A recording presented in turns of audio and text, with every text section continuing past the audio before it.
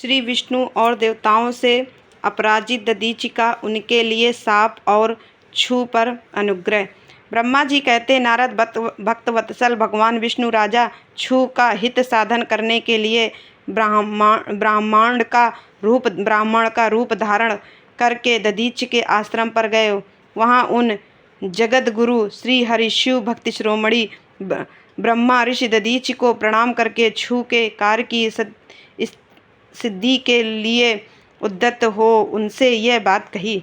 श्री विष्णु बोले, भगवान शिव की आराधना में तत्पर रहने वाले अविनाशी ब्रह्मा ऋषि दधीचि, मैं तुमसे एक वर मांगता हूँ, उसे तुम मुझे दे दो। छू के कार्य की सिद्धि चाहने वाले देवादिदेव श्री हरि के इस प्रकार याचना करने पर शैव शिरोमणि दधीचि ने शीघ्र ही भगवान विष्णु से इस प्रकार कहा।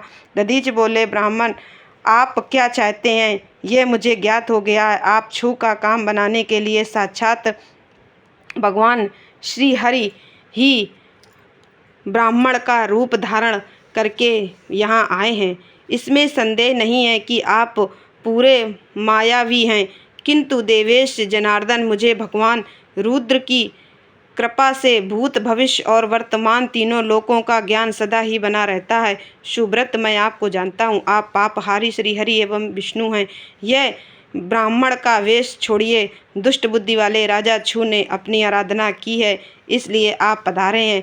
भगवान हरे, आपकी भक्त वत्सलता को भी मैं जानता हूँ। यह छल छोड़िए, अपने रूपों को ग्रहण कीजिए और भगवान शंकर के स्मरण में मन लगाइए। मैं भगवान शंकर की आराधना में लगा रहता हूँ। ऐसी दशा में भी यदि मुझसे किसी को भय हो तो आप उसे यत्नपूर्वक सत्य की शपथ के साथ कहिए। मेरा मन शिव के स्मरण में ही लगा रहता है, मैं कभी झूठ नहीं बोलता। इस संसार में देवता या दैत्य भी मुझे भय नहीं है।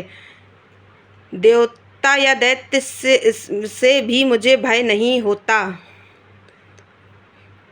श्री विष्णु बोले, उत्तम व्रत का पालन करने वाले दधीचि, तुम्हारा भय सर्वथा नष्ट ही है, क्योंकि तुम शिव की आराधना में तत्पर रहते हो, इसलिए सर्वज्ञ हो। परंतु मेरे कहने से तुम एक बार अपने प्रतिद्वंद्वी राजा छू से जाकर कह दो कि राजेंद्र, मैं तुमसे डरता हूँ। भगवान विष्णु का यह वचन सुनकर मैं शैव शिरोमणि महामुनि दधीचि निर्भय ही रहे और हंसकर बोले। दधीचि ने कहा, मैं देवादिदेव पिनाक पाड़ी भगवान शंभु के प्रसाद से कभी किसी से और किंचन मात्र भी नहीं डरता, सदा ही निर्भय रहता हूँ। इस पर श्री हरि ने मुनि को दबाने की चेष्टा की। देवताओं ने भी उनका साथ दिया, किंतु सबके सभी अस्त्र कुंठित हो गए। तदनंतर भगवान श्री विष्णु ने अगणित गणों की सृष्टि की, परंतु महर्षि ने उनको भी भस्म कर दिया। तब भगवान ने अपनी अनंत विष्णु मूर्ति प्रकट की। यह सब देखकर च्यवन कुमार ने वहाँ जगदीश्वर भगवान विष्णु से कहा। दधीचि बोले, महाबाहो, महामाया को त्याग दीजिए। विचार करने से यह प्रतिभास मात्र प्रतीत होता है। माधव, मैंने सहस्त्रों दुर्वेद्य वस्तुओं को जान लिया है। आप मुझमें अपने सहित संपूर्ण जगत को देखिए। निरालस्य होकर मुझमें ब्रह्मा एवं रुद्र का भी दर्शन कीजिए। मैं आपको दिव्य दृष्टि देता हूँ। ऐसा कहकर भगवान शिव के तेज से पूर्ण शरीर वाले च्यवन कुमार दधीचि मुनि ने अपनी देह में समस्त ब्रह्मांड का दर्शन कराया। तब भगवान विष्णु ने उन पर पुनः कोप करना चाहा। इतने में ही मेरे साथ राजा छू वहाँ आ पहुँचे। मैंने निश्चेष्ट खड़े हुए भगवान पद्मनाभ को तथा देवताओं को क्रोध करने से रोका। मेरी बात सुनकर इन लोगों ने ब्राह्मण दधीचि को परास्त नहीं किया। श्री हरि उनके पास गए और उन्होंने मुनि को प्रणाम किया। तदनंतर छू अत्यंत दीन हो उन मुनीश्वर दधीचि के निकट गए और उन्हें प्रणाम करके प्रार्थना करने लगे।